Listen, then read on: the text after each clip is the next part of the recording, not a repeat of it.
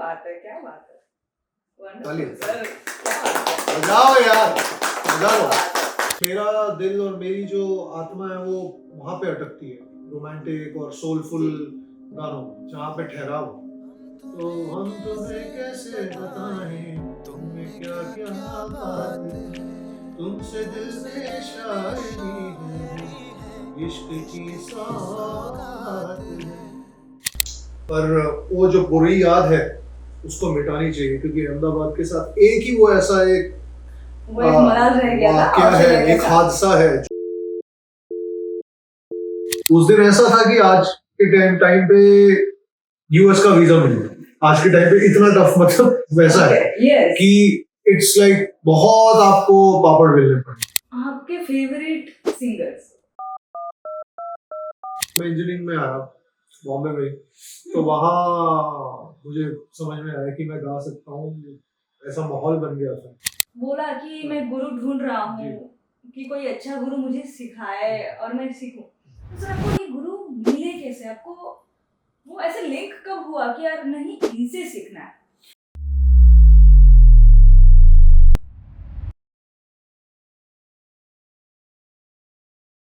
Hello and welcome to the Gupshup podcast. Today we are here with the very well known singer and popular singer who has already sung all kind of gaane, whether it is melodies or whether it is party songs. He has done a fabulous job and you are definitely enjoying his songs in the parties or maybe you can say the marriages also. So from that, here we are welcoming Aman Trikant. Hello sir, welcome to the Hello. Gupshup podcast. Hello, how are you? Thank you. I'm good. Thank you for asking. So what about you? How have you been? All good. I've been great. I'm in Ahmedabad and feeling great to be here.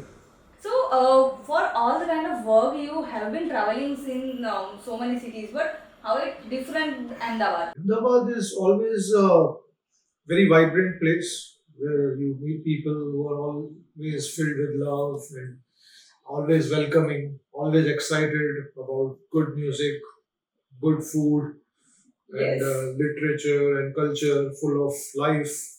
And हमेशा जिंदा दिली के लिए जाने जाते हैं अहमदाबादी। और जितना नरेंद्र मोदी स्टेडियम हमारा बड़ा है, जितना बड़ा स्टेडियम है, हालांकि हम जीत नहीं पाए, एक मलाल है वर्ल्ड कप का फाइनल का, बट मैं चाहता हूँ कि वो इस कोई बड़ा आईसीसी टूर्नामेंट का फाइनल फिर से वहां पे हो। आई थिंक T24 2026 T20 का वर्ल्ड कप वहां पे है, फाइनल शायद उधर ही होगा। पर वो जो बुरी याद है उसको मिटानी चाहिए, क्योंकि अहमदाबाद के साथ एक ही वो ऐसा एक वो एक मलाल रह गया था वाकया है, ऑस्ट्रेलिया के एक साथ। हादसा है जो 19 नवंबर 2023 का वाकया। क्योंकि मैं बहुत क्रिकेट, मेरा दूसरा पैशन है म्यूजिक के साथ, अगर म्यूजिशियन नहीं होता तो क्रिकेटर होता, तो इसलिए वो हमेशा याद ताजा रहती है। तो वो जो है वो स्टेडियम से वो चीज हटनी चाहिए और हम उस पर कप उठाने चाहिए। क्या बात है, क्योंकि आपको ऑलरेडी याद है वो डेट, और अगर मैं गलत नहीं हूँ तो वो ऑस्ट्रेलिया के साथ था। उसके बाद we have already won another champion trophy, और अभी फीमेल विमेन वर्ल्ड कप भी विमेन जीता, वर्ल्ड कप। वो बॉम्बे में था। देखिए बॉम्बे में जो भी चीज होती है, मैं बॉम्बे से हूँ, तो नवी मुंबई में था वो विमेन्स का। और 2011 का जो हमारे माही भाई धोनी भाई का जो definitely 2 April 2011, that was the date. क्या बात, वानखेड़े स्टेडियम मुंबई, तो वो वहां पे कप उठाया था। और यहाँ पे हमारी लड़कियों ने बहुत कमाल काम किया।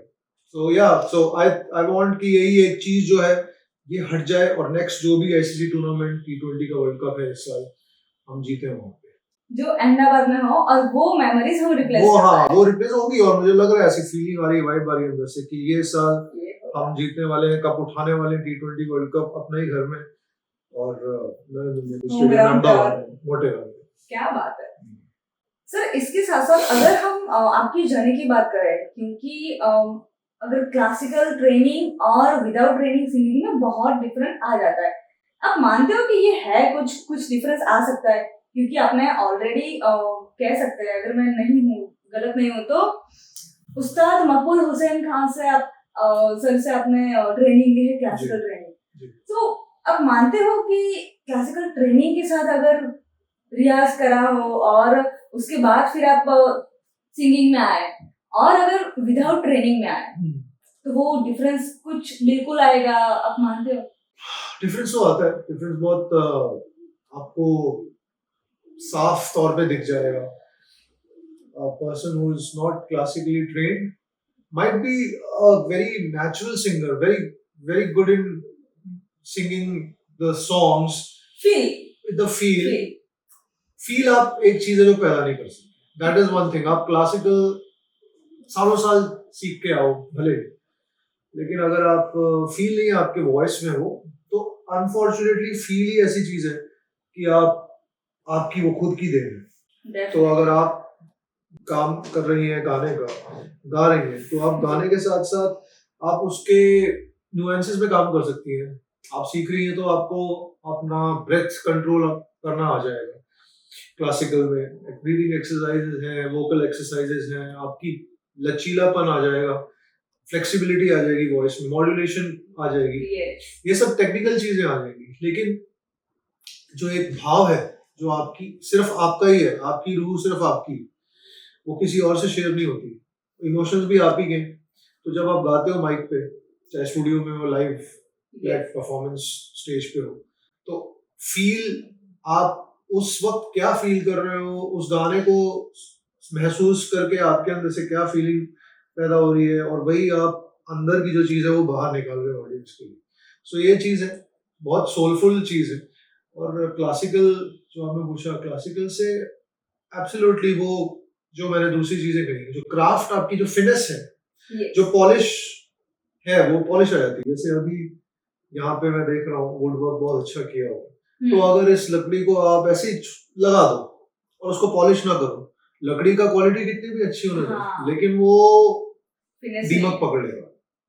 वो पकड़ेगा, एक ना एक दिन जरूर पकड़ेगा, कितना भी मॉइस्चर आप बचा लो, क्योंकि पॉलिश नहीं किया हुआ. पॉलिश अगर आप वार्निश करोगे, पॉलिश करोगे, तो उसकी आपको क्वालिटी एक्सटेंड भी हो जाएगी, लाइफ भी एक्सटेंड हो जाएगी उसकी, और चमक भी आएगी, और वो आपको अट्रैक्शन भी आएगी उसके लिए. सारी चीजें मल्टीफेसेटेड हो जाएगी, ड्यूरेबिलिटी भी हो जाएगी. तो और इसी वजह से आप, मेरी भी शुरुआत ऐसी हुई थी, क्योंकि मैंने जब गाना शुरू किया था, I was learning that time. I had started off singing when I was in engineering. Engineering के फर्स्ट ईयर में जब मैं था, तो तब से ही गाना शुरू किया. और ऊपर वाले की देन मैं कह सकता हूँ, सरस्वती माँ का आशीर्वाद. कोई मैंने सीखा नहीं बचपन से. कीबोर्ड जरूर बजाता था मैं. म्यूजिक के साथ वैसे मेरा लगाव था, कीबोर्ड बजाता था खुद से ही. वो भी कहीं वहाँ उसकी भी कोई फॉर्मल ट्रेनिंग नहीं थी. तो वो एक चीज हुई. तो उसके बाद पढ़ाई में काफी मैं ब्राइट था वहाँ पे भी, क्योंकि हमेशा घर में स्टूडियस माहौल ही रहा है, पढ़ाई का ही माहौल रहा है. मेरे मॉम डैड दोनों ही ट्रांसफरेबल जॉब्स, गवर्नमेंट ऑफिसर्स रहे हैं, गवर्नमेंट सर्विसेज में. तो हम लोग के घर में, मेरे फैमिली में सब डॉक्टर्स, इंजीनियर्स, लॉयर्स, सब मतलब बहुत पढ़े लिखे, स्टूडियस माहौल. तो मुझे भी यही था कि टीचर का बेटा है तो टीचर का बेटे वो सेम स्कूल में हो, तो वो तो और आपको बहुत खौफ होता है कि आपको जो है वो बहुत सही से रहना है, बहुत सही से पढ़ाई करनी है, नहीं तो सबसे पहली कंप्लेंट जो है वो उन्हीं को स्टाफ रूम में पता चल जाएगा. सो ये था, ये चीजें, सारी चीजें थी. और ये चीजें जुड़ती जुड़ती जब मैं इंजीनियरिंग में आया बॉम्बे में, तो वहाँ मुझे समझ में आया कि मैं गा सकता हूँ. ऐसा माहौल बन गया था. और फिर जैसे ऐसे गाना शुरू किया, डिफरेंट कॉलेजेस के कल्चरल फेस्टिवल में जाता था, कॉम्पिटिशन में. शायद कोई कॉलेज होगा जो मैंने छोड़ा हो, बॉम्बे यूनिवर्सिटी में. वहाँ पे हम लोगों के चाहे इंजीनियरिंग हो, मेडिकल हो, वेटरनरी कॉलेज तक कभी नहीं छोड़ा. पशुओं का, डॉक्टर जानवरों का जो हॉस्पिटल होता है, वहाँ पे भी जो सिंगिंग कॉम्पिटिशन या कल्चरल फेस्टिवल हो रहे हैं, वहाँ पे भी मैं जाता था. तो या तो मैं जीतता था या सेकंड प्राइज, इतने यही दो चीजें होती थी ज्यादातर. तो वहां पे भी लोग पूछते थे, जो लड़के लड़कियां दूसरे गाते थे, उनकी मम्मियां होती थी, बोलते थे बेटा आप क्लासिकल सीखते हो? नहीं. किन से सीखते हो? पहले सीखते हो क्या नहीं पूछते, किन से सीखते हो? क्योंकि मैं मुराद वर ज़ोख पायो रे ये सब गाता था तभी भी। तो शुरुआत में मेरे को रुझान ही मेरा उन गानों की तरफ था। मेरे को हमेशा टफ जो गाने हैं ना वो ज्यादा पसंद आते हैं। इजी गाने आप बोलोगे तो मुझे वो अपील नहीं करते ज्यादा।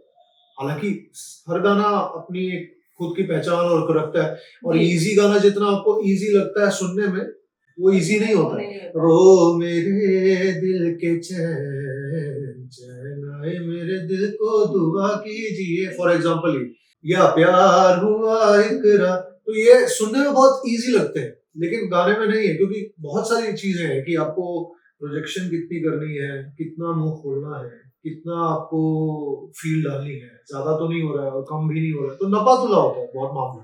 जी। बहुत ये नपा तुला मामला है कि आप वो एक नहीं चाकू की धार या तलवार की धार है इतनी छोटी सी, आप ना इधर जा सकते ना उधर जा सकते, और वो जो नट वाले होते हैं ना जो हाँ। आपने देखा होगी, नहीं आजकल तो बैलेंस सब करते खत्म हो गए, पहले आप गाँव में जाओ अभी अभी भी वहां पे होंगे, यस वो इतना फासला होता है कि आप इतना ज्यादा कुछ स्कोप नहीं होता उसमें, आप जरा इधर जाओ या उधर जाओ तो खेल खत्म हो जाएगा।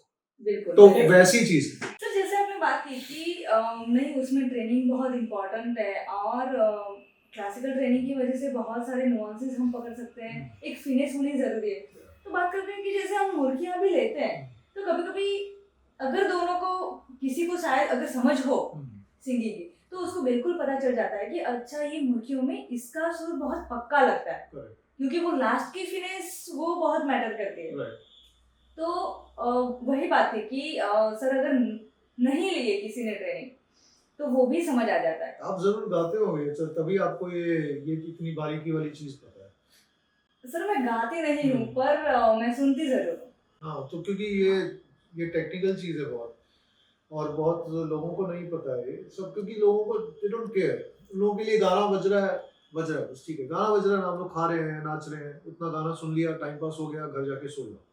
ये लोगों का 95% लोगों का 96% लोगों का ये एटीट्यूड है टुवर्ड्स म्यूजिक। लेकिन जो 3-4% जिसमें सारे आर्टिस्ट आते हैं, हम म्यूजिशियंस आते हैं, और वो लोग जो आर्टिस्ट म्यूजिशियंस नहीं है लेकिन फिर भी म्यूजिक की समझ रखते हैं जी। और म्यूजिक को सिर्फ म्यूजिक की रिस्पेक्ट भी करते हैं।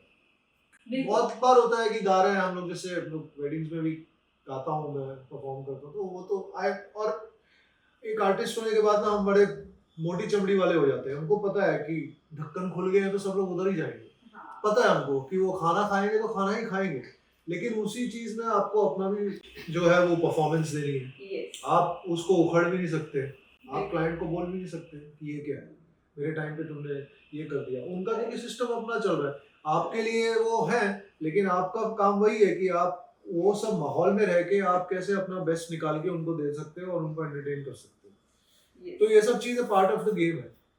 और मुर्गियों की बात जैसे है, बहुत, या तो अगर सुर ये है समझो, तो सुर या तो अगर फ्लैट लगेगा, मुर्गी अगर आपकी क्लासिकल आप ट्रेंड या आपका वो सुर पक्का नहीं है, तो यहाँ रख के कंसुरा बोलते हैं उसको, वो बेसुरा से ज्यादा खतरनाक है।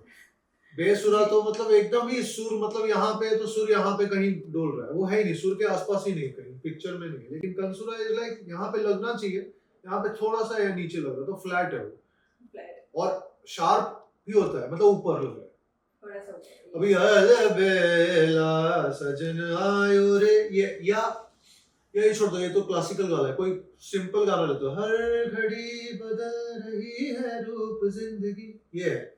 अब हर ये सुर, हर ये सुर अगर मेरा लगेगा तो गलत है उस टाइम पे, हर घड़ी बदल, फर्स्ट जो है इतना इतना इतना सुर नहीं लगा।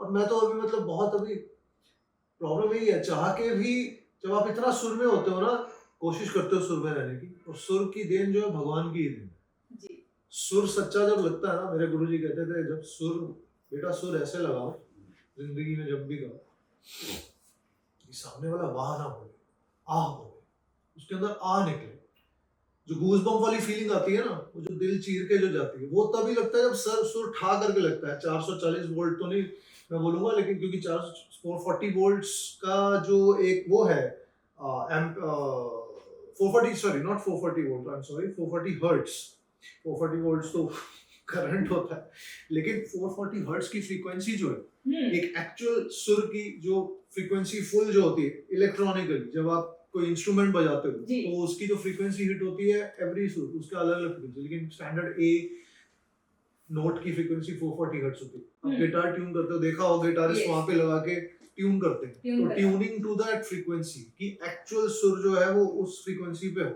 नहीं तो वो भी फ्लैट बोलते हैं ना, गिटार ट्यून नहीं है। आप गिटार को ट्यून करके हवा में रख दो, यहाँ रख दो, एसी चला दो, थोड़ी देर में उतर जाएगा उसका सुर। सेम तानपुरे के साथ भी होता है, जितने भी स्ट्रिंग इंस्ट्रूमेंट्स। सो ये वही होता है कि चाह के भी अगर मैं अभी चाहूँ कि मैं सुर थोड़ा इधर उधर कर दूं तो नहीं हो सकता।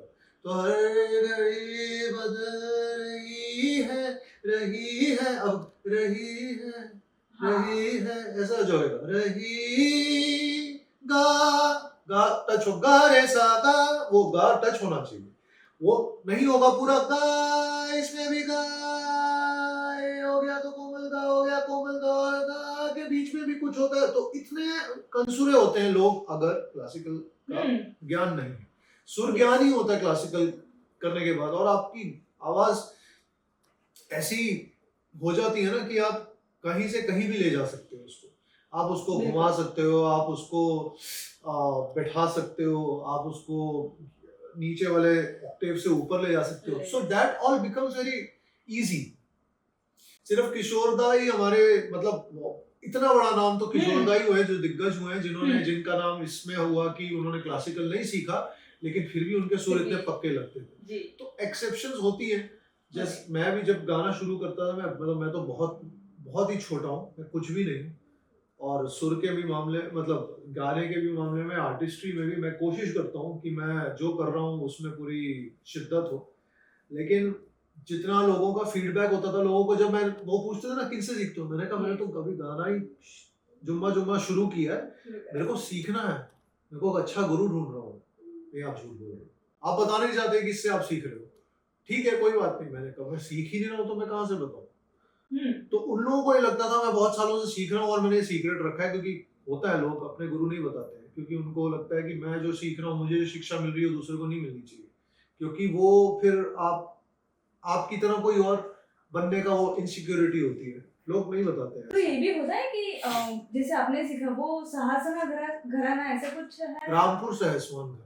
यस, रामपुर सहसवान, रामपुर यूपी में जगह है जी। वहां से सब जो खान घराना जो होता है वो चलते आता है सदियों से ना। yes. तो गवैये जो उस टाइम पे थे बहुत साल पहले, वो आगे आगे आगे आगे आगे आगे उनकी पीढ़ियां दर पीढ़ियां चलती रहती है, वो अपनी लेगेसी कैरी फॉरवर्ड करते हैं। तो उसी लेगेसी के जो हैं बहुत इतने बड़े दिग्गज उस्ताद राशिद खान साहब, तो वो हम मतलब हमारे घराने, मैं उन्हीं के घराने से सीखा हूँ। उस्ताद मकबूल हुसैन खान साहब जो मेरे गुरुजी थे, वो मामा है उनके राशिद खान साहब। अच्छा। और हाँ, और जो गुलाम मुस्तफा खान साहब जो सोनू निगम भाई जो है, रहमान साहब, हरिहरन जी, शान, तो इन लोगों के सबके जो गुरु हैं जिनसे सीखा हमने, वो उस्ताद गुलाम मुस्तफा खान साहब अभी 3-4 साल पहले उनकी एक्सपायर हुए थे देहांत हुए। तो अभी 2-3 दिन पहले उनकी रिमेम्बरेंस में कॉन्सर्ट भी था बॉम्बे में। सब लोग जितने भी लोग उनसे सीखे हैं, सब सोनू भाई, सब लोग वहाँ पे। तो बहुत बड़ा घराना है, बहुत बड़ा घराना है। और गजल गायकी जो हरी जी ने सीखी, हरिहरन जी ने, तो गजल गाना तो अगर आप गजल गाते हो ना तो क्लासिकल तो आपको आना ही चाहिए। और गजल गायकी जिसने पूरी मास्टरी कर ली, या जिसने पूरा उसमें रम गया, तो वो मतलब वो कुछ भी गा सकता है। क्लासिकल बेसिकली आपको पता है तो वो कुछ भी गा सकता है, कोई भी जॉनर गा सकता है। तो बेसिकली ये ऐसा कहते हैं कि विच इज अ फाउंडेशन। अगर आपका फाउंडेशन पक्का है, एग्जैक्टली, तो आप कुछ भी बिल्ड अप कर सकते हो। आप कहते हैं कि घर बना सकते हो, बिल्डिंग मकान बना सकते हो, नींव आपकी मजबूत होगी। हाँ, नींव मजबूत होगी। इसके साथ जैसे आपने बोला कि घरानों की बात, क्या घरानों में कंपटीशन होता है? बिल्कुल होता है, बिल्कुल होता ही। वो तो हर घराना चाहता है कि हमारे जो पीढ़ी आगे बढ़ रही है, उनका वंश जो है आगे बढ़ रहा है जी। तो जो आगे फैलाव है वो हाँ। उनसे जो सीखे हुए लोग हैं, जो बच्चे हैं, वो आगे उनके जो है प्रॉस्पर करें, क्लासिकल म्यूजिक में नाम कमाएं।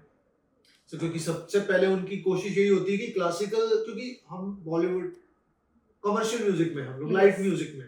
Yes. क्लासिकल म्यूजिक की दुनिया एकदम अलग है, बिल्कुल। तो जिसमें आप नाम इतने सारे दिग्गज नाम है क्लास, मतलब भीमसेन, पंडित भीमसेन जोशी जी, पंडित जसराज जी, ये तो मतलब इतने दिग्गज हैं लोग, और उनके आगे आगे वंशज जो हैं वो, जैसे जतिन ललित जो हैं हमारे Yes. कमर्शियल म्यूजिक में, तो वो जतिन जी, ललित जी, जतिन पंडित, ललित पंडित, वो सब जसराज जी के ही लिनिएज के हैं आगे, अच्छा। तो उनसे रिलेटेड है। ऐसे ही बहुत सारे जो हैं लोग, आप देखोगे जो गुणी लोग हैं, उनको सुर का ज्ञान, जो कमर्शियल, वो जो क्लासिकल वाली जो चीजें होती हैं वो फिर लेके आते हैं फिल्म म्यूजिक में। Yes. तो वो पंडित शिव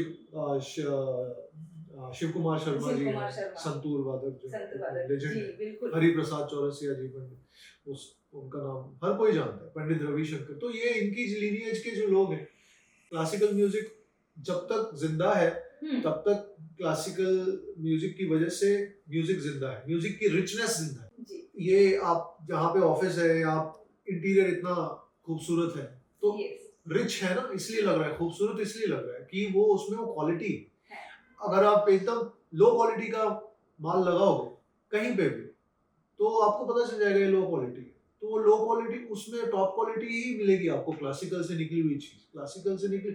वो बंदे का, सामने वाले का बदनसीब है कि उसको समझ नहीं आ रही, अरे यार पकड़ा यार, मेरे को पकाऊ लग रहा है। तुम क्योंकि मूड हो, तुम मूर्ख हो, तुमको नहीं पता है कि क्लासिकल म्यूजिक की समझ में क्या है, तुमको नहीं पता क्योंकि समझ नहीं है, तो उसकी गूढ़ता वो आपको समझ में नहीं आएगी। बोलते बंदर क्या जाने अदरक का स्वाद, वो वाली है ना। तो अदरक जो है, अदरक इतना लाभदायक है, इतने सारे गुण है, इतने फायदे हैं उसके, वो नहीं जानता है, बिल्कुल, तो वो उसका स्वाद नहीं समझ में आएगा। तो क्लासिकल की तो जो पकड़ है और जो क्लासिकल की जो रीच है, वो घरानों की वजह से और है। और घराने, चाहे पटियाला घराना हो, चाहे रामपुर साहसवान घराना हो, चाहे इंदौर का घराना हो, चाहे कोई और शाम चौरासी घराना, तो ये जितना हर किसी का एक वो होता है, मील का पत्थर होता है कि हमको यहाँ अपने घराने को आगे लेके जाना है ताकि पूरी दुनिया में हमारा नाम हो। तो हर कोई चाहता है कि उसके क्लासिकल में भी आए, और क्लासिकल से ज्यादा अगर वही चीज क्लासिकल म्यूजिक जब मेन स्ट्रीम म्यूजिक में आती है तो आपको गाने भी वैसे मिलते हैं। अभी अगर पटियाला घराना नहीं होता, आप समझिए, तो गुलाम अली खान साहब आपको सुनने को नहीं मिलते, आपको बड़े गुलाम अली खान साहब, ये सब नहीं सुनने को मिलते। तो आप उनके घराने की इतनी प्रतिष्ठा है ना, नुसरत फतेह अली खान साहब, ये सब इतनी तो बड़े बड़े नाम है, इनका म्यूजिक नहीं होता, सोच लो आप, तो कहाँ होता म्यूजिक और बाकी सब म्यूजिक, और हम क्या सुन रहे होते। तो ये इसकी तो बात कभी खत्म ही नहीं हो सकती। तो आप अपने को जी, इसके बाद वही था कि जैसे आपने ऑलरेडी बोला है अपने जवाब में कि जब मैं जाता था हर जगह कंपटीशन में, तो आपको लोग पूछते थे कि आप कहाँ से सीखते हो, तो फिर आपने ये बोला कि मैं गुरु ढूंढ रहा हूँ कि कोई अच्छा गुरु मुझे सिखाए और मैं सीखूं। तो सर आपको ये गुरु मिले कैसे, आपको वो ऐसे लिंक कब हुआ कि यार नहीं इनसे सीखना है? एक पंडित, ये तो पंडित शुभा जोशी जी हैं, वो एक क्लासिकल सिंगर जी, बहुत बड़ा नाम है उनका इंडस्ट्री में, फिल्म इंडस्ट्री में भी उन्होंने काम किया बहुत, क्लासिकल इंडस्ट्री, क्लासिकल वर्ल्ड में बहुत बड़ा नाम है, बहुत अच्छा नाम है। तो मुझे किन्होंने सजेस्ट किया था कि आप उनको जाके मिलो, तो मैं गया था उनसे मिलने। तो उन्होंने मुझे सुना और उनको बहुत अच्छा लगा। उन्होंने कहा कि मेरा बस चलता तो मैं ही तुम्हें सिखाती, लेकिन नहीं सिखा सकती क्योंकि मैं फीमेल हूँ और आप मेल हो। तो फीमेल और मेल के स्केल का डिफरेंस होता है, सुर जो होता है, जहाँ पे रेंज फीमेल की शुरू होती है वहाँ मेल की खत्म होती है, क्योंकि गला अलग अलग तरीके का, आपकी श्रिल आवाज है, लड़कियों की श्रिल पिच हाई होती है, फ्रीक्वेंसी हाई होती है, तो क्योंकि जो तीखी आवाज बोलते हैं, तो तीखी आवाज, तीखापन मतलब आवाज में मतलब फ्रीक्वेंसी हाई है। मोटापन जो है, जैसे मैं अभी बात कर रहा हूँ, तो वो नीचे, बच्चन साहब की बोलते हैं ना बेस है आवाज, तो बेस मतलब बैरिटोन, तो वो नीचे है। वो एक गला एक होता है एक तरीके का जो एक रेंज में होता है, और वो रेंज जैसे मेल की यहाँ से यहाँ पे, तो फीमेल की यहाँ से यहाँ पे हुई, तो वो फिर सोच समझाने में और सिखाने में थोड़ी तकलीफ होती है सिखाने वाले को, क्योंकि वो जो सुर वो बोल रहे हैं वो सुर मैच होना चाहिए, तो मेल और मेल जो है जी। उनका सेम सेम ही होता है। इसलिए आप देखो कि मेल फीमेल का कमर्शियल सॉन्ग्स में भी डुएट जब होते हैं जी तो एक मेल कहे कि मैं तो इसी सुर में गाऊंगा, तो वो हाँ, जरूरी नहीं, वो उससे बात नहीं बनेगी, क्योंकि फीमेल का भी उस सुर में वो इजी सीख होना, होना कंफर्ट चाहिए। होना जरूरी है। तो मेल फीमेल दोनों की आ, रजामंदी से ही वो गाना बनता है। जी और म्यूजिक डायरेक्टर जो है वो पहले दोनों को पूछता है कि यार ये मैं गाना इस स्केल में बना रहा हूँ, तो आपको सूट करेगा। फीमेल को पूछती है, फिर मेल को पूछता है, दोनों की, फिर जब दोनों एक कंफर्टेबल स्केल में आते हैं दोनों, यस फिर ताकि दोनों की आवाज का बेस्ट वो टेक्सचर निकले और बेस्ट प्रोजेक्शन प्रोजेक्शन है। हो। हाँ बिल्कुल। और इसी के साथ मेरा यही क्वेश्चन था, इसके बाद वो कंटिन्यूज है, क्योंकि जैसे आपने बोला कि डुएट गाना है, मेल फीमेल दोनों का वो प्रोजेक्शन मैच होना चाहिए, टेक्सचर मैच होना चाहिए। तो ऐसा आपके साथ कभी हुआ है कि आपने अगर कोई कमर्शियल गाना चूज करा, आप सिलेक्ट हुए कि, और उसके बाद कभी तालमेल नहीं बैठा हो, और तालमेल बिठाने के लिए या तो आपको कुछ अलग लर्निंग करनी पड़ी हो, ऐसा कुछ हुआ है? पहले तो वो बात कंप्लीट कर देता हूँ मैं, वही जो शुभा जोशी जी ने कहा जी। फिर कि मैं तो नहीं सिखाऊंगी, लेकिन एक गुरुजी हैं हाँ बहुत पुख्ता सिखाते हैं वो, और अगर उन्होंने तुम्हें सिखाने के लिए हाँ कर दी तो तुम अपना जो है वो गुड लक समझना, क्योंकि बहुत अच्छा। खुश नसीब बहुत समझना, क्योंकि वो सिखाते नहीं है बहुत लोगों को, बहुत सिलेक्टिव चूजी है, वो डिसाइड करेंगे मैं तुम्हें सिखाऊंगा कि नहीं। तो मैं फिर उनको मिला उस्ताद मकबूल हसन खान साहब, और काफी सुना उन्होंने मुझे अलग अलग तरीके से, और परखा पर कह सकते हैं। हाँ, और उन्होंने कहा कि अब जानता नहीं हूँ मैं, स्वर्ग हाँ। ज्ञान के लिए आया हूँ, लेकिन उन्होंने कहा कि क्या गा सकते हो, अच्छा ये गाओ, अच्छा इस फॉर्मेट का कुछ गाओ, ऐसा कुछ ये टाइप का गाओ, अलग अलग जॉनर के अलग अलग। तो फिर उन्होंने कहा नहीं, तुम्हारे आवाज में वो सच्चाई है और अलग आवाज है, कन्वेंशनल आवाज, मतलब ये नहीं है कि तुम सबसे पहले तो तुम कॉपी नहीं कर रहे हो किसी को। लोग जी। रफी साहब को कॉपी कर रहे हैं, किशोर दा को कर रहे हैं, उस टाइम पे सोनू निगम को बहुत करते थे, क्योंकि हम लोग के टाइम पे सोनू निगम, हाँ उदित नारायण, कुमार शानू, ये जी। हमारे एज के, हमारे टाइम के सिंगर, मेल सिंगर, अभिजीत, तो यही सुन सुन के बड़े हुए।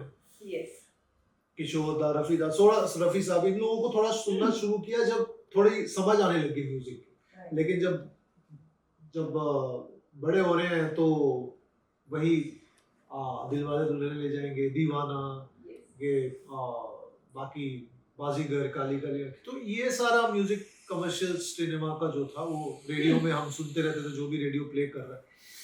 तो तब वहां पे गया और फिर उन्होंने फिर मुझे हाँ कही कि हाँ तुमको सिखाऊंगा, और मैं चाहता हूँ कि तुम अच्छा सीखो और अच्छा नाम करो।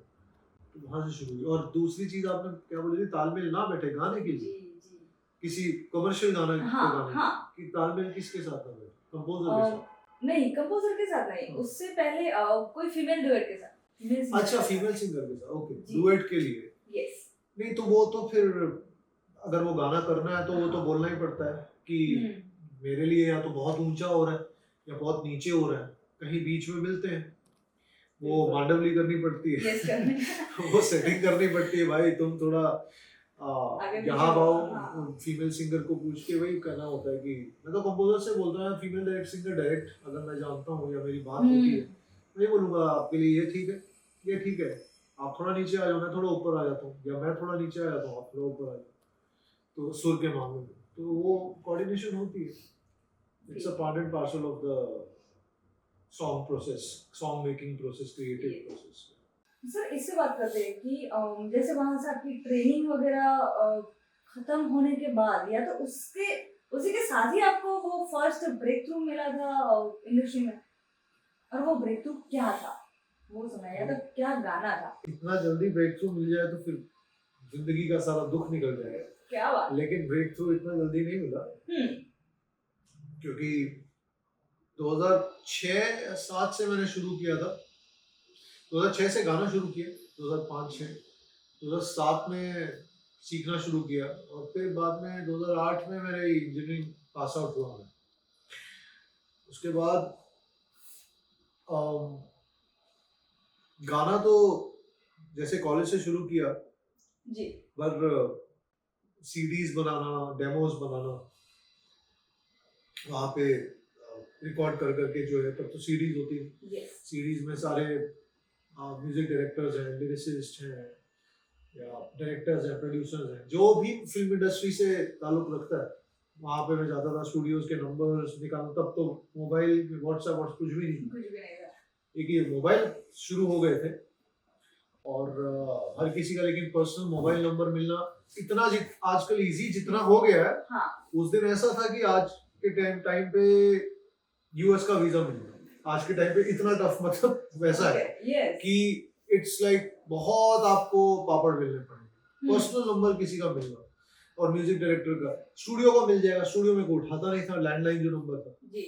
और वही फिर वो मेहनत मशक्कत जो रेगुलर स्ट्रगल होती है कि आप घर से निकलते हो, फिर आप बस में जाते हो, क्योंकि ऑटो का वहाँ पे आपको भाड़ा उठाने के लिए इतना पॉकेट मनी है नहीं, आपको बस पे ही जाना है, 5 रुपए की टिकट है, 10 रुपए की टिकट है, जितनी भी। तो कांदीवली रहता था मैं वहाँ बॉम्बे में, जितने जो लोग जानते हैं बॉम्बे में वो एरिया पता है कांदीवली से, लेकिन सारे स्टूडियोज हैं अंधेरी में, सैंटा क्रूज में, विले पार्ले में, बैंड्रा में, महालक्ष्मी, और आगे चल जाओ महालक्ष्मी में, बॉम्बे सेंट्रल उस तरफ, तो प्रभा देवी इस तरफ, सारे जो हैं वो कमर्शियल ऑफिसेज सब उस तरफ है, और म्यूजिक इंडस्ट्री के जितने भी लोग थे वहां पे थे बेचारा।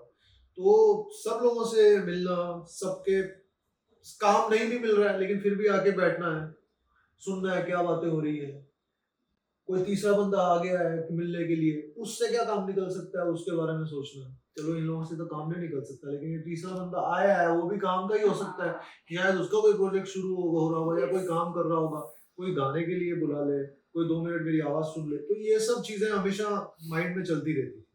स्टूडियो में भी जा रहे हो तो ये है कि सीडी तो मैं लाया हूँ, ये आप बाद में सुन लेना, लेकिन अगर आपकी लाइफ के 5 मिनट अगर आप निकाल सकते हो अभी के अभी, तो मैं लाइव गा दूंगा आपके लिए। तो लाइव की जो इम्पैक्ट है वो अलग है, सामने आप सुन रहे हो बिना किसी फिल्टर के, बिना किसी प्लग इन के, बिना किसी इफेक्ट के, आप रॉ सुन रहे हो, तो उससे इंसान को समझ में आ जाता है। वॉइस जब आप डेमो भी रिकॉर्ड कर रहे हो तो, या कुछ भी है तो माइक के थ्रू आ रही है वॉइस, या कुछ ऐसा इक्वलाइजेशन की है, कुछ इफेक्ट डाले हैं, ये नहीं डाले, तो लोगों को लगता है कि यार ये तो प्रोसेस्ड आवाज है, लेकिन रॉ और नेचुरल आवाज तो सामने जब हम अभी बात कर रहे हैं जैसे, लेकिन जब ये निकलेगा पॉडकास्ट, जब ये लोगों तक सुनाई देगा, जितने लोग इतने इस कमरे में, उन लोगों को रियल वॉइस समझ में आ रही है, लेकिन वहां पे जाएंगे तो थोड़ा सा बैलेंस होगा, थोड़ी सी कोई इक्वलाइजेशन होगी, क्योंकि कुछ करेक्शन इक्वलाइजेशन, हाँ, क्योंकि कमर्शियल काम है और साउंड को स्टेबलाइज करना होता है, तो वो सब तो इसकी फॉर्मेलिटीज है। बट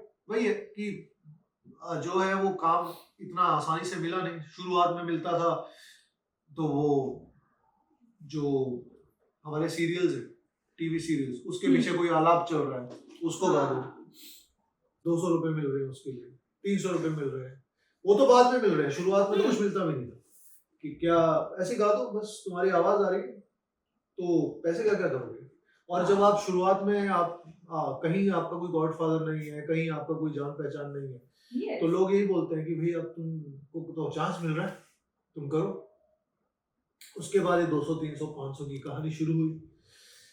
उसके बाद धीरे धीरे धीरे करके मैंने बहुत एडवर्टाइजमेंट्स के लिए गाया, जिंगल्स गाई, जितने ऐसे पार्टीज होती थी, कोई शोज होते थे, वहां पे भी मैंने लाइव शोज भी शुरू कर दिए, वहां पे भी 500-700 रुपए से शुरुआत हो रही है। तो ये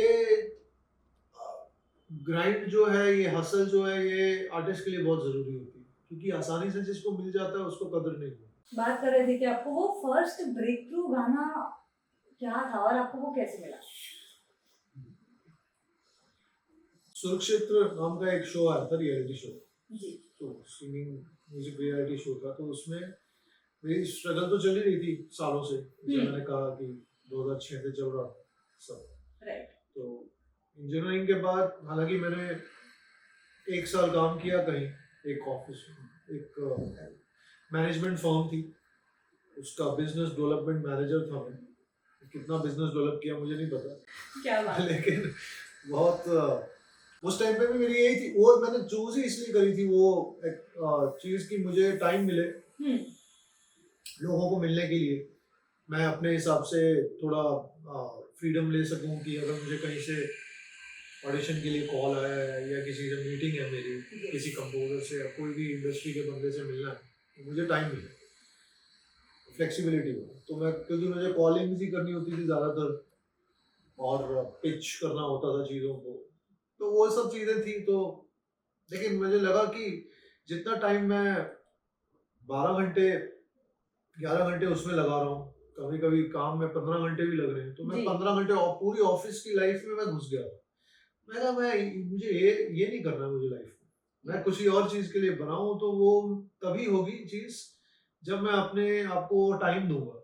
जब मेरे पास टाइम नहीं रहेगा लोगों को, मैं थक हार के आ रहा हूँ, मैं क्या रियाज करूंगा, हाँ। मैं क्या प्रैक्टिस करूंगा, मैं क्या ऑडिशन। अपने आप को उस तरीके से प्रेजेंट करूंगा लोगों के सामने, क्योंकि मेरे खानदान में तो कोई है नहीं जिसको बस एक कॉल उठाना है, फोन उठाना है और एक कॉल कर देना है और आपका काम बन जाएगा। राइट।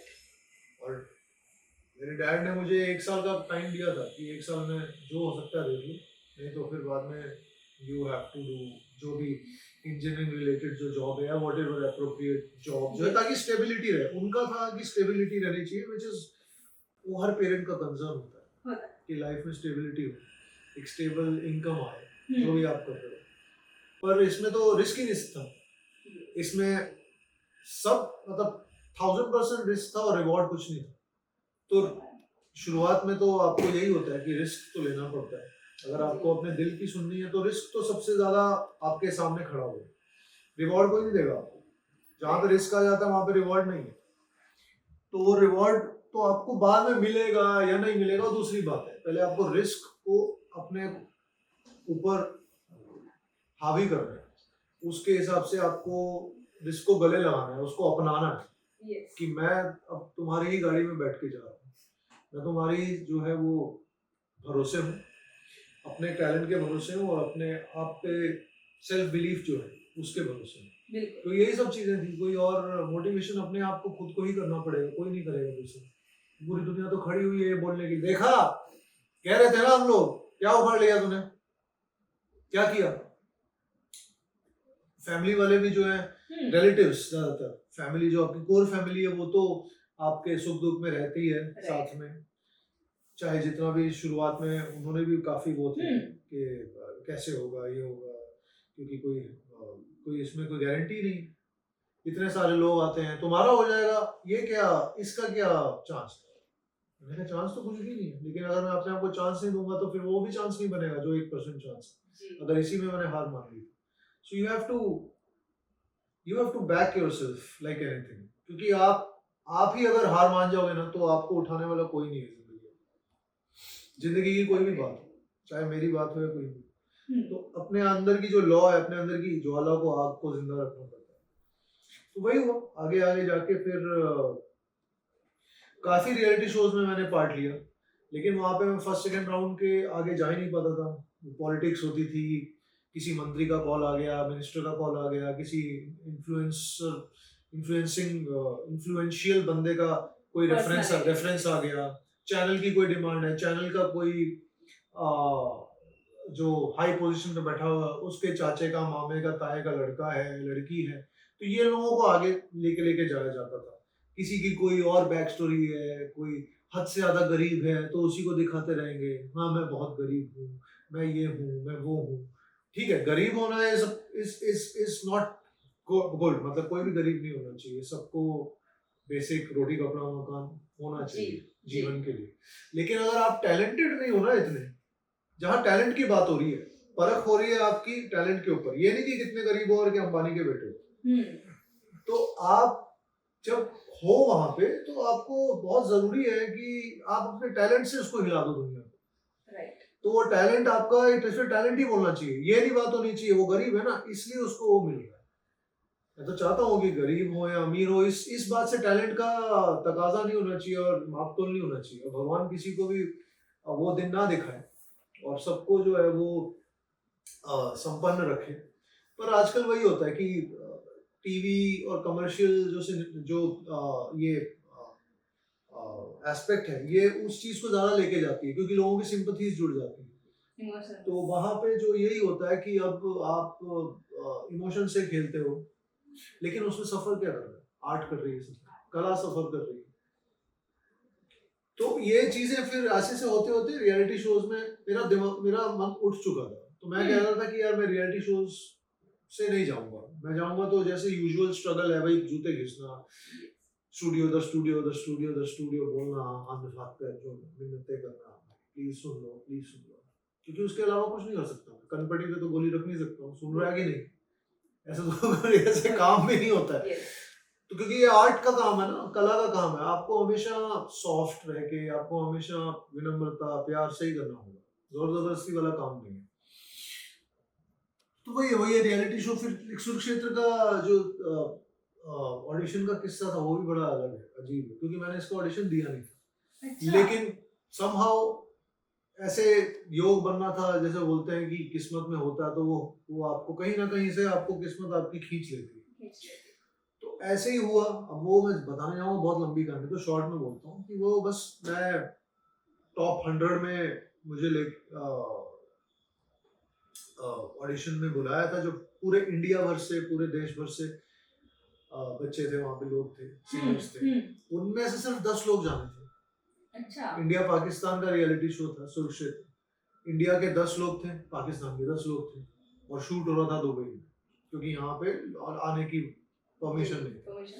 तो वहाँ जाने के लिए आपको जो है वो ऑडिशन में मैं गया, और उस ऑडिशन में फिर तय किया कि वो 10 लोगों में से एक में। उसकी भी बड़ी कहानी है, बट बहुत लंबा खींच जाएगा, और आप भी बोलोगे कि क्या है खींचे जा रहा है, तो मैं इतना खींचूंगा नहीं उस चीज को। लेकिन है वो चीज वैसी उतनी ही इम्पोर्टेंस रखती है, क्योंकि वही टर्निंग पॉइंट था।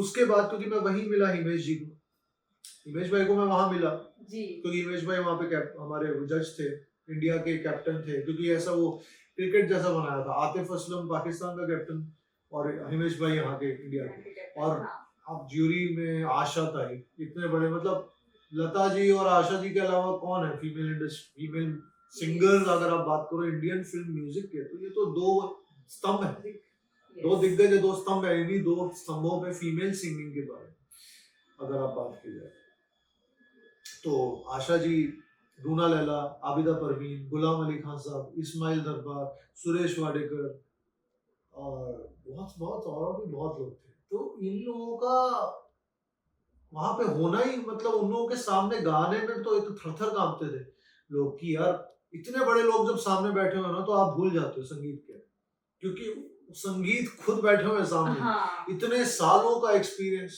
50-50 60-60 साल गाया है इन्होंने, 50,000 30,000 40,000 गाए हैं गाने, जो सुन के हमारे बाप के, हम बाप के दादा पड़े बड़े हुए हैं, और वो सामने बैठे हुए हैं, और इतना सारा एक्सपीरियंस। तो ये, पर मेरा उल्टा था, मुझे कोई वो नहीं हो रही थी,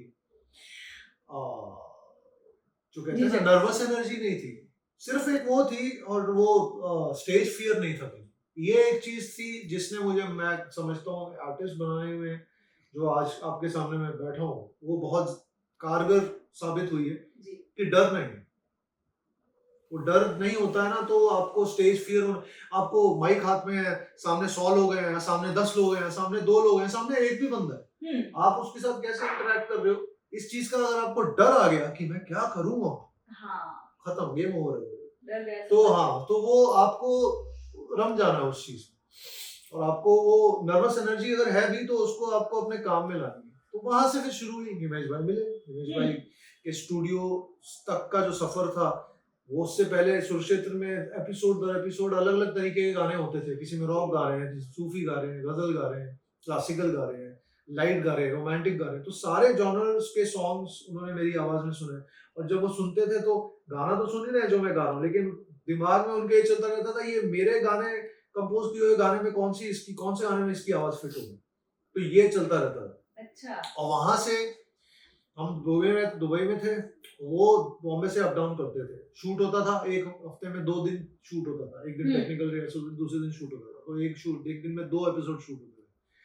तो जब वापस वो बॉम्बे आते थे बाकी दिनों के लिए, तो वहां से उन्होंने एक बार मुझे स्टूडियो से ही अपना एक गाना भेजा, मेरे को गाना भेजा, तो सुन और रिकॉर्ड करके भेज, क्योंकि मेरे को फील चाहिए, सुननी है कैसी आवाज तेरी साउंड कर रही है। तो वो गाना था गोरे मुखड़े पे जुल्फां की छाव, स्पेशल 26 का, जो अक्षय कुमार और नीरू बाजवा थे जिसमें। जी। और वो गाना भी एक्चुअली उस फिल्म का भी नहीं था, वो गाना था सन ऑफ सरदार के लिए। लेकिन अच्छा। अक्षय पाजी ने वो गाना सुन लिया, हिमेश भाई ने, उन्होंने ऐसे ही सुनाया था, हिमेश भाई ने बोला यार ये गाना सुन लो, है, हाँ। किसी तरह बताओ कैसा है गाना, एक फीडबैक लेते हैं ना। वो आए हुए थे स्टूडियो में खिलाड़ी 786 के म्यूजिक को लेके, लेकिन बोले आए गाड़ी में सुना दिया। अभी 3-3.5 मिनट के बाद गाना खत्म हुआ तो सीडी निकली, अक्षय पाजी ने ऐसा रख दिया, हाँ बोलो पाजी कैसा लगा गाना, सुपर हिट है गाना। तो गाना पाजी सीडी दे दो, थैंक यू पाजी, सीडी काय की सीडी, गाना मेरा हो गया। बोलते पाजी आप तो मरवाओगे यार, वो अक्षय अजय पाजी को मैं हो चुकी लॉक हो चुकी, हाँ। शूट है अगले हफ्ते गाने का, गाना उनको पसंद, सब कुछ पसंद, रिकॉर्ड भूल जाओ उसको। मैंने अभी बोल दिया ना, मैंने बोलता मैंने टाइटल दे दिया उनको, अजय पाजी को मैंने टाइटल दे दिया, टाइटल ये अक्षय पाजी के पास है, सन ऑफ सरदार रजिस्टर्ड, लेकिन दोस्ती खाते में भाईचारे में उन्होंने कहा कि हाँ, अजय पाजी ने कहा कि यार मुझे चाहिए टाइटल, मेरी फिल्म मैं कर रहा हूँ तो ये टाइटल चाहिए, सुन गलती कर रही है उधर टाइटल दे दिया, आपका गाना भी दे दूं, ये गाना नेक्स्ट फिल्म में मेरी जा रहा है, मैं स्पेशल 26 में डलवा रहा हूँ इसको, नीरज पांडे की सिचुएशन नहीं है लेकिन मैं बना दूंगा सिचुएशन। अक्षय पाजी तो पता ही है ना, उनके पास हर चीज का सोल्यूशन, तो बस ऐसे निकल गई चीज, वो ऐसी चीज हो गई। और फिर वही आके गोगो गोविंदा, हालांकि मेरा पहला रिलीज है, लेकिन वो तो बॉम्बे के स्टूडियो में हम लोगों ने किया था अप्रैल मई में, तो वैसे ही बाकी और तमाम गाने आगे निकलते रहे। हुक्का बार निकला, फिर हुक्का बार से पहले सन ऑफ सरदार का टाइटल ट्रैक पॉ पॉ, हुक्का बार में खिलाड़ी भैया, सॉरी खिलाड़ी 786 के 2 गाने थे, हुक्का बार खिलाड़ी भैया, और फिर स्पेशल 26 आई जनवरी 2013 में, तो उसमें ये गोरे मुखड़े पे जुल्फां की छाव, जो गाना जिसके बारे में बताया। उसके बाद पुलिस गई संजय भाई के लिए, संजू बाबा के लिए, और बहुत सारे, फिर तो लाइन लगती रही, लाइन से शॉर्टकट रोमिनी, फिर काफी, और बच्चन साहब के लिए हर हर गंगे गाया 2014 में, फिर प्रेम रतन धन पायो 2015 में, सलमान भाई सूरज बन जाते, तो काफी। उसके बाद शाहरुख साहब के लिए भी गाने का मौका मिला, जब हैरी मेट सीजन, वरुण धवन और परिणीति चोपड़ा का एक गाना था डिशुम का, जाने मन, तो सारे ये सब काफी पॉपुलर गाने हैं, और भी बहुत हैं, तो लेकिन लोगों ने बहुत सराहा है, लोगों ने बहुत आशीर्वाद दिया, दुआएं दी। मैं चाहूंगा कि और ऐसा ही सिलसिला और बढ़ता रहे, ये साल और आप लोगों के लिए मैं एंटरटेनिंग सॉन्ग्स लेके आऊँ। बिल्कुल बिल्कुल। सर जैसे आपने बोला है कि इतने सारे गाने और ये सब, तो जहाँ तक मुझे पता है कि आपने बहुत सारी लैंग्वेजेस में गाने गाए हैं, जैसे कि इंग्लिश, हिंदी, गुजराती, पंजाबी, कन्नड़, तेलुगु, तुलु और भी बहुत सारी रीजनल लैंग्वेजेस में गाए। तो जब हम अहमदाबाद में हैं तो आपने ये जो गुजराती गाने जितने भी गाए उसमें सर वो वॉइस मॉड्यूलेशन कितना इम्पोर्टेंट है, और अपकमिंग प्रोजेक्ट जो है गुजराती मूवी का वो क्या हुआ और कैसे हुआ, वो जानना है। Gujarati music, Gujarati film music की बात करूं तो ये मेरा गुजराती फिल्म का ये तीसरा गाना है। एक 2014 में एक फिल्म आई थी विस्की इज रिस्की, उसमें गाना था मेघधनुष ने 7-6 रंग, जिंदगी ने हजार, एक गाना वो था, तो वो बहुत इमोशन, बहुत फिलोसॉफिकल गाना है और बहुत अच्छा गाना है। और फिर 2018 में पागलपंती एक फिल्म थी, जैकी पटेल भाई थे उसके डायरेक्टर, अली असगर उसमें जो दादी कपिल शर्मा के शो में जो फेमस हुए, वो तो बहुत पुराना एक्टर है अली असगर भाई, तो वो थे फिल्म में, और भी तमाम एक्टर्स थे उसमें गाना था। और अभी जो अपकमिंग आ रही है फिल्म 16 जनवरी 2026, तथा थई गई ताता थैया, उसका टाइटल ट्रैक गाया है। और बहुत सारे और भी प्रोजेक्ट्स हैं, लेकिन इस प्रोजेक्ट के लिए बहुत उम्मीदें हैं, सारी स्टार कास्ट को, सारे जो प्रोड्यूसर हैं, पायल पटेल, सोनल पटेल, हार्दिक भाई, बहुत अच्छे लोग हैं, बहुत। ऐसा जब मैं मिला उनसे, रिकॉर्डिंग कर रहा था गाने की, तो बॉम्बे आए थे रिकॉर्डिंग के लिए, तो मुझे लगा नहीं कि पहली बार हम लोग काम कर रहे हैं, बहुत कोऑपरेटिव और बहुत हैप्पी गो लकी, बहुत पॉजिटिव, जैसे होता है आर्टिस्ट को बहुत कंफर्टेबल फील कराते हैं, सो बहुत अच्छा लगा। एंड अभी भी प्रमोशंस चल रही हैं, मैं इनके साथ बहुत सारी एक्टिविटीज जो है, पीआर एक्टिविटीज हमारी चल रही है बहुत जोरों शोरों से, और लोगों का भी बहुत अच्छा रिस्पांस है, ट्रेलर का बहुत अच्छा रिस्पांस है। गाना जो मेरे वाला है टाइटल ट्रैक, हाँ जो मैंने और पायल पटेल ने गाया है, वो भी रिलीज हो रहा है बहुत जल्द। आई थिंक आज या कल में वो भी रिलीज हो जाएगा, तो लोग जितने भी हैं वो यूट्यूब पे सुन सकते हैं। बिल्कुल। और जब तक ये रिलीज होगा तब तक तो वो गाना आ चुका होगा। अगर Yes. आप 2 लाइन गुनगुना चाहे तो जो जैसे आप कह रहे गाने की, मैं 2-3 बिल्कुल। लाइंस गुनगुनाऊंगा। ओड़ी चोड़ी टिंगा टोली मची रही छे, भागा दौड़ी पड़ी गयु किस्मत मां पंचर वदी रही छे, हैया होली खुशियों नी छीखा खा खोली, बनी गई हालत कफोड़ी, हालक डोलक थावा लागी जीवन केरी नैया, तथा થઈ ગયું તાતા થૈયા, તથા થઈ ગયું તાતા થૈયા,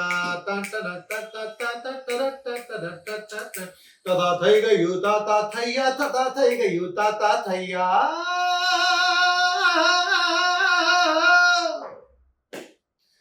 क्या बात है। एवी एवी जीव ठीक है गुजराती। आवी आवी नहीं, ये हाँ। ऐसा कुछ, उसको क्या कहते हैं? आवो कंक। आवू खेक। अच्छा ठीक है, गुजराती लेसन्स लेने पड़े। तो सर जैसे आपने ये गाना सुना, सबसे पहले इसका टाइटल आया कि ठता થઈ ગયું તાતા થઈ ગયું, क्या आपको इसका मीनिंग पता था या तो फिर ऐसा लगा कि यार ये तो क्या टंग ट्विस्टर है? हाँ नहीं, है थोड़ा जी। एक दो बार रिहर्सल किया था वहाँ पे, क्योंकि इसके जो म्यूजिक डायरेक्टर है अमित बारोट, वो मेरे पुराने दोस्त हैं, तो एक्चुअली उनका ही वो था, और हार्दिक पटेल भाई जो प्रोड्यूसर है, तो उनको उनकी दोनों की ख्वाहिश थी कि मुझसे रिकॉर्ड करवाएं। अमित बारोट भाई के साथ मैं पहले काम कर चुका हूँ, तो उन्होंने कहा कि यार ऐसा गाना है ना तो अमन भाई के लिए एकदम सही रहेगा, तो मैंने कहा चलो ठीक है करते हैं। तो उन्होंने ये फिर डेट वेट हम लोगों ने डिसाइड करी, और जब किया तो गाना उन्होंने भेजा था मुझे, पहले मैंने सुना अच्छा था गाना एक, और बोले टाइटल ट्रैक है, तो मैं समझ गया था वही है कि सब कंफ्यूजन है, एक बहुत ही धमाचौकड़ी मची हुई है वैसा सिचुएशन है, तो जैसे गोलमाल है, गोलमाल एवरीथिंग्स कमिंग, अब वो लेकिन इंग्लिश थोड़ा, बॉलीवुड फिल्म है, हिंदी फिल्म है, तो वो इंग्लिश इन्फ्लुएंस इसमें भी है, रैप भी थोड़ा बीच में है, तो वैसा ही कुछ वाइब्रेशन उस गाने की जो फीलिंग थी, तो वैसे ही उसमें एक्सप्रेशन भी चाहिए, उसमें आपको क्या हो रहा है समझ में नहीं आ रहा है, माथा बच्ची हो रही है, सर दर्द हो रहा है, या कंफ्यूजन है, मतलब कोई चीज की क्लैरिटी नहीं है, और कोई उधेड़-बुन में बंधी हुई है चीज, लटकी हुई है, भलता कुछ तो हो रहा है, मतलब सब जो गलत हो सकता है, जो अजीब हो सकता है, या जो एकदम आउट ऑफ द वे हो सकता है, इजी ना होके वो हो रहा है, और वो कैरेक्टर हर कोई अपने तरीके से एक्सप्रेस कर रहा है कि हम इस चीज से अभी बाहर कैसे निकलें, सॉल्व कैसे करें इस गुत्थी को। डेफिनेटली। तो जैसे आपने बोला कि नहीं पहले समझा परखा, तो इससे आपको कोई टंग ट्विस्टर कोई कह सकते हो, बोल सकते हो? अगर मैं अभी आपको एक टंग ट्विस्टर दूं, आप बोल सकते हो, क्योंकि ये भी ये जो मूवी का है टाइटल, वो भी kind of a tongue twister ही होगा अगर कोई नॉन गुज्जू पहले सुनेगा तो। ठीक है, तो अगर मैं आपको एक टंग ट्विस्टर देती हूँ, आप कर पाओगे? कोशिश करेंगे। जिस ताले की चाबी उस चाबी का ताला। जिस ताले की चाबी उस चाबी का ताला। हाँ, और वो 5 बार बोलना है एकदम स्पीड में। जिस ताले की चाबी उस चाबी का ताला। जिस ताले की चाबी उस चाबी का ताला, जिस ताले की चाबी उस चाबी का ताला, जिस ताले की चाबी उस चाबी का ताला, जिस ताले की चाबी उस चाबी का ताला, जिस ताले की चाबी उस चाबी का ताला। वंडरफुल। अब गुजराती। श्रुतिनी पुत्री कृति। अच्छा। हाँ, श्रुतिनी पुत्री कृति। कोई श्रुति ने कृति હોય તો મને માફ કરજો। नहीं माफ बिल्कुल मत करना, क्योंकि मैं नहीं करने वाला अभी की श्रुति। श्रुतिनी पुत्री कृति। हाँ, श्रुतिनी पुत्री कृति, श्रुतिनी पुत्री कृति, श्रुतिनी पुत्री कृति, श्रुतिनी पुत्री कृति, श्रुतिनी पुत्री कृति। क्या बात है, क्या बात है। तालियां। सर, क्या बात है। बजाओ यार, बजा लो। ओके, तो इसी सेशन के साथ हम शुरू करते हैं रैपिड फायर राउंड। जो क्विक आपको चॉइसेस दी जाएगी, आपको बहुत फटाफट आंसर देना है। आग लगने वाली है। बिल्कुल, यस। हुक्का बार और प्रेम लीला। क्या करना? आपको चूज करना है। दोनों में से कोई एक। Yes. Which one will you pick? Club में जा रहा हूँ तो हुक्का बार, नहीं sir, you can't be diplomatic. Ramlila में जा रहा हूँ तो प्रेम लीला डिवोशनल है। आपको चॉइस करना है कि आपका पर्सनल फेवरेट क्या है। दोनों बच्चों में से कोई एक सिलेक्ट कर सकती हो? नहीं ना, हर माँ के 2 बच्चे हैं अगर, तो दोनों में से नहीं सिलेक्ट होते। लेकिन अगर वही है कि अभी हुक्का बार या प्रेम लीला,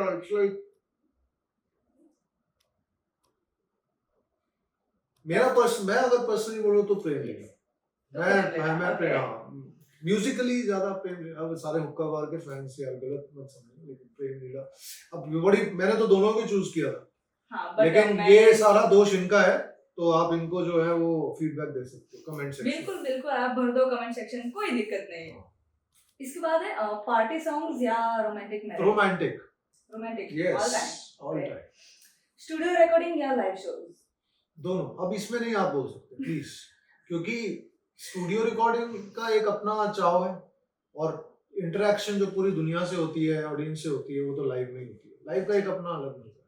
लाइव में आप इम्प्रोवाइज कर सकते हो, स्टूडियो में तो जो है वो बंद, फिल्म का गाना बंद के गाना होता है। अब जैसे मैंने कहा, वहाँ पे अमित बारोट है, वहाँ पे हार्दिक भाई है, वहाँ पे पायल पटेल है जी। इस गाने की बात करूँ, था तो सबका अपना अपना एक फीडबैक है। अमन भाई ऐसे नहीं, ऐसे करो, अमित भाई कुछ और कह रहे हैं, प्रोड्यूसर कुछ और कह रहे हैं, तीनों को साथ में लेके चलना और वहां पे डिलीवर करना, और तीनों का खुश होना। खुश तो होना चाहिए ना उनको, खुशी के, because they have to get convinced, they have to be happy with the product. तो वो उनको खुश करवाना, उनको खुशी देना, इट्स अ टफ जॉब। तो स्टूडियो के एक अपने कायदे कानून होते हैं, और लाइव में तो आप अपने ऊपर है, आपके आप एक्चुअल एक्सप्रेशन आपका लाइव में निकलता। तो हिंदी सॉन्ग्स और रीजनल सॉन्ग्स? रीजनल सॉन्ग्स की एक अपनी एक अलग तासीर है, एक अपना रंग है, एक अपनी महक है, खुशबू है। क्योंकि मैं पंजाबी हूँ, तो जैसे पंजाबी अगर मैं गाना सुनूं, तो वो उसको आप हिंदी से उसको अगर आप हिंदी में ट्रांसलेट कर लोगे तो भी इतना मजा नहीं आएगा। अपनी बोली का स्वाद अलग ही होता है। जैसे गुजराती का स्वाद अलग है, आप गुजराती में सब बात करते हो, तो क्योंकि आपका वो नेचुरली निकलता है, आपको मजा आता है, आपको अच्छा लगता है गुजराती में बात करना। तो वैसे तो मैं अगर बोलूं तो अब बॉलीवुड में हूं तो हिंदी, गुजराती में, गुजरात में तो गुजराती, पंजाब में तो पंजाबी, तो दोनों ही अपने अपने जगह पे। सर ये चॉइसेस इसीलिए दी जाती है कि you have to choose one. तो 2 से ज्यादा ऑप्शन दो फिर। नहीं सर, एमसीक्यू नहीं है, वो इंजीनियरिंग में होगा, यहाँ पे एमसीक्यू कैसे होगा? ये तो मतलब आप फिर वो एक पशु पेश में डाल देते हो। नहीं, क्योंकि आपने सर 2 क्वेश्चन में तो एक्सेप्शन मांग लिया, अब नहीं। अच्छा, ओके, सोलो सिंगिंग और डुएट सिंगिंग? सोलो। अब बहुत आपको क्विक आंसर देना है, और 1 वर्ड और 1 लाइनर। ओके। ऑन स्टेज जाने से पहले कोई रिचुअल्स?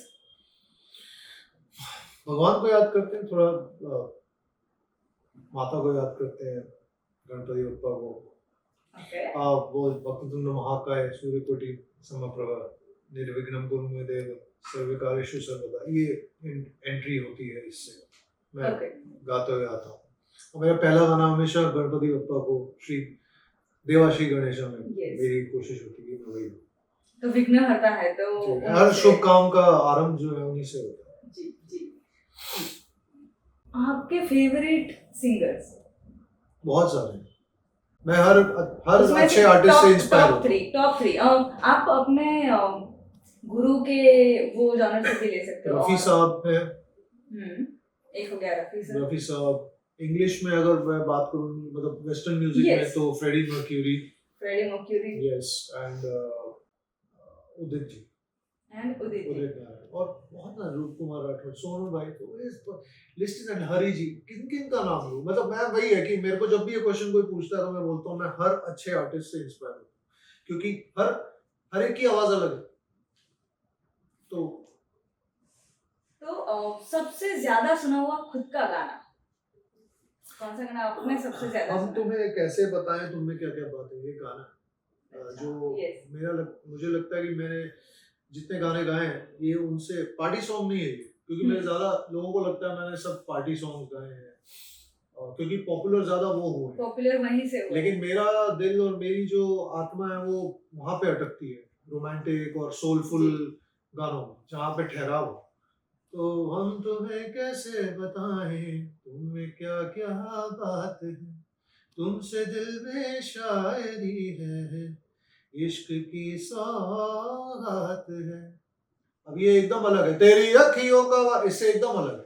तो वो एक तो पहले वो यकीन ही नहीं होता कि भैया एक ही बंदा गा रहा है different चीजें। तो this is one of the most heard song of mind मेरे मेरे थ्रू। अगर आप सिंगर नहीं होते तो आप क्या होते? क्रिकेटर, क्रिकेटर फॉर श्योर, तो जैसे पहले कि शुरुआत में बोल ही यस, दिया मैंने। शुरुआत में वही बात हुई थी। जी। क्लासिकल में आपका बहुत पर्सनल फेवरेट गाना, नॉट योर्स बट आपके उस्ताद से यार बहुत इनको अगर आप सुनते हो तो इन्हीं को सुनते हो? राशिद खान साहब, क्या बात है। वो बहुत सारे उनकी ठुमरियां हैं जो है, किसका मैं नाम लूं, मतलब बहुत आन मिलो सजना तो जो उनके दूसरा था, लेकिन एक कौन सी गाना कौन सा था राशिद खान साहब को, मुझे बहुत वो है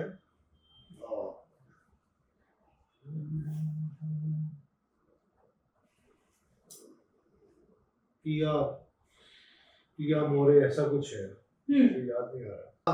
याद पिया किया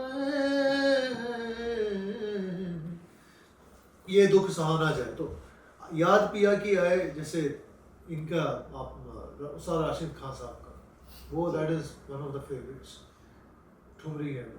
यस, तो अगर आपके पे कोई बायोपिक बनेगी, आप क्या टाइटल दोगे?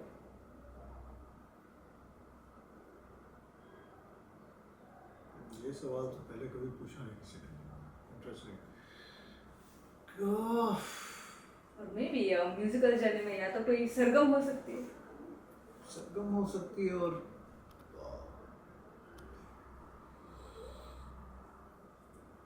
नादान परिंदा। क्या बात है, नादान वो भी परिंदा। हाँ, नादान परिंदा। अच्छा, तो नादानियाँ चलती रहेगी पर परिंदा। हाँ, नादान परिंदा नादान भी होता है लेकिन उड़ान भरता है अपनी जहाँ तक उसको भरनी है। जी, सो अब एक डेयर है, ठीक है, बहुत अच्छी है, मेलोडियस है। आपका जो पार्टी सॉन्ग है हुक्का, आपको उसको लोरी के वे में गाना है, जैसे आप किसी को सुलाते हो। ओ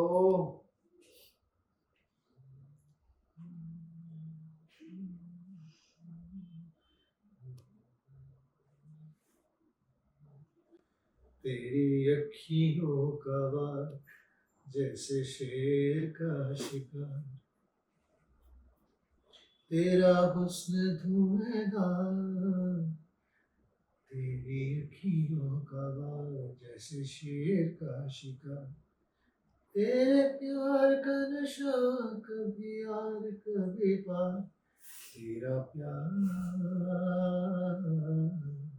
हुक्का बार, क्या बात है, तेरा प्यार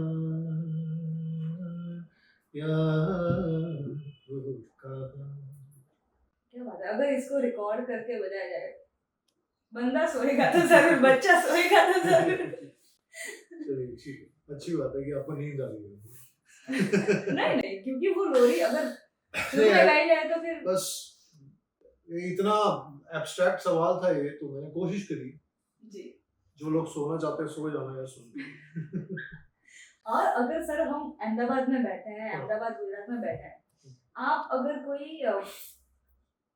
जैसे आप, मुझे भी ये भी पता है कि आप सॉन्ग राइटर भी हो, सिंगर के साथ साथ आप कंपोजर, बहुत सारे आपने वो करे हैं, तो फिर अहमदाबाद और गुजरात को लेके, ये दो वर्ड्स को लेके आपको दो लाइन बनानी जो कैचे और सुनने में बड़ा मजा आएगा यार। अहमदाबाद, अहमदाबाद, अहमदाबादी, गुजराती, गुजराती हो, गर्मी गुजरात। दो लाइन की एक ही लाइन क्या? दो लाइन, दो लाइन, यस।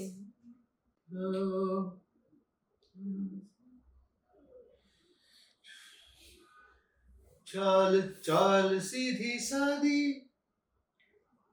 पूछो अहमदाबादी, चाल सीधी सादी पूछो अहमदाबादी,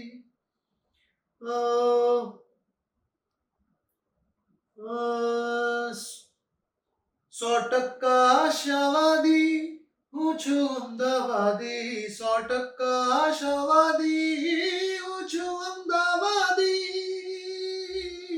હું છું અમદાવાદી क्या बात है, something like that 100% आशावादी 100% હું છું આશાવાદી. અમદાવાદી. 100% आशावादी હું છું અમદાવાदी.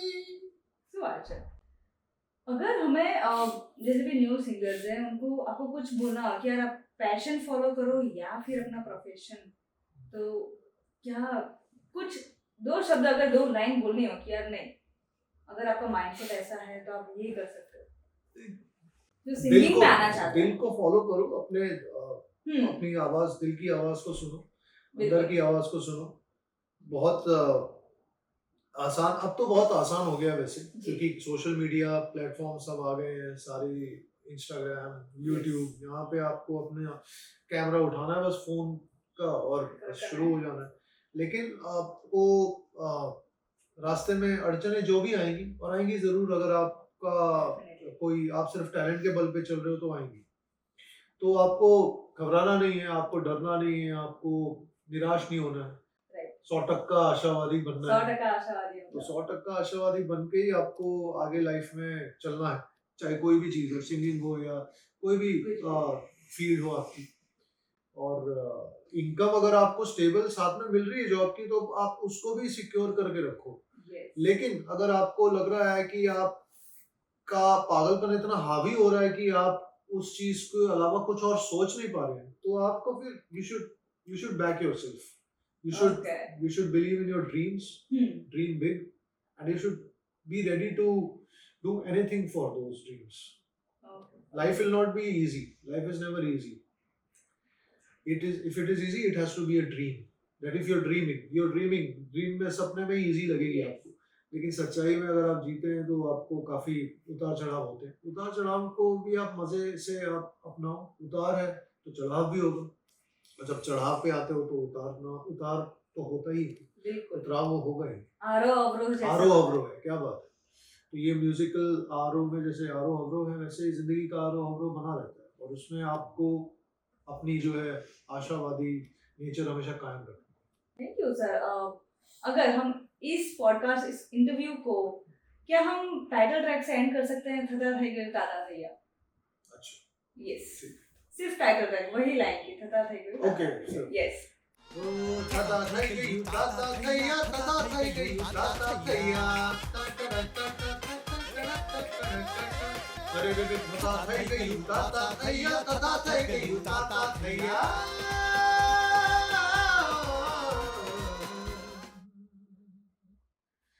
Thank you. It was the end of our musical podcast.